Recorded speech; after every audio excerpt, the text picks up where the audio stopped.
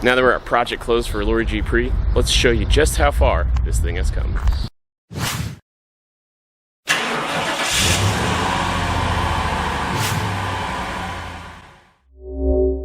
Yes, it is time for the before and after, and for starters, well, I just want to say this is way easier than it was when I bought the car because we had worn out door hinges.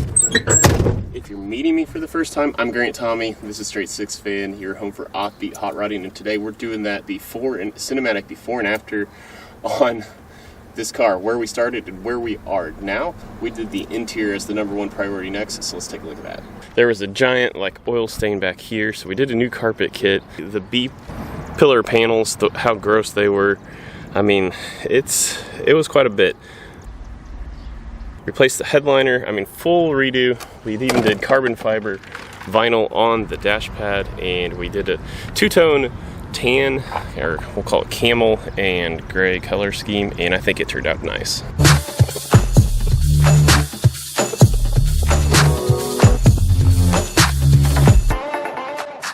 Now, there were a few things I said I was gonna do in the initial video that I never ended up doing. We never did fully tune it up. We said we were gonna do plugs and a fuel filter. Didn't do that.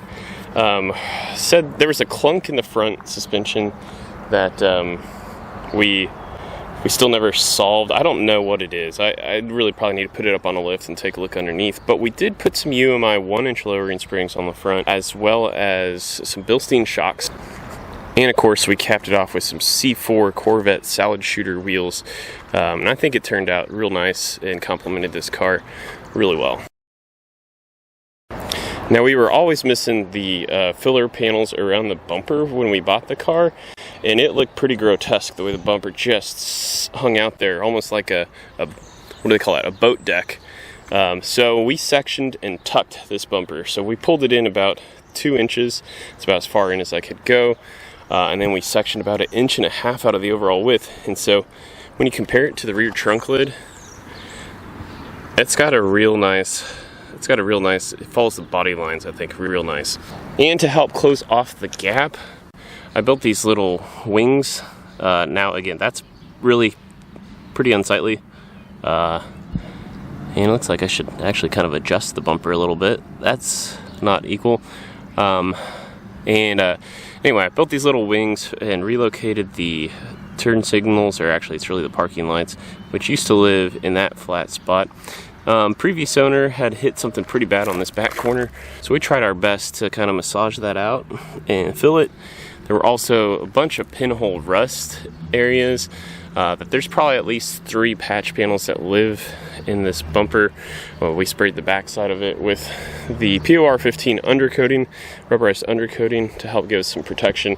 And oh, by the way, when I was doing the bumper project, I found out the rear frame horn was rusted out, so we patched that in and made it more solid.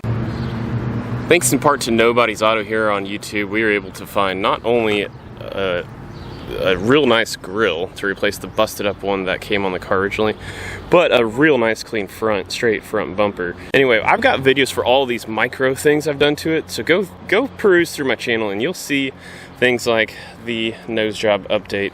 But it is, we really brought the Survivor car back out of this thing.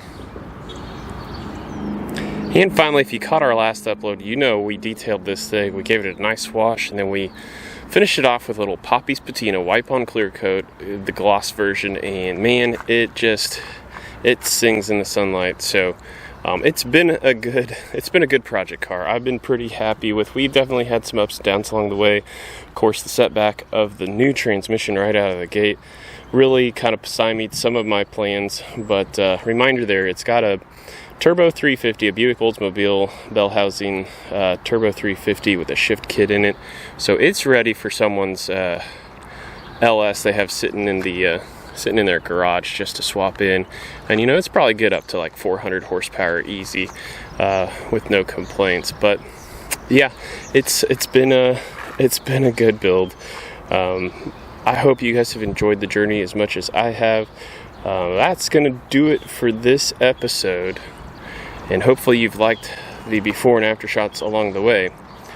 But I guess stay tuned and we'll see what lies ahead for Straight Six Fan post Lori G pre-era. But to all my 6 fans out there, thanks for watching.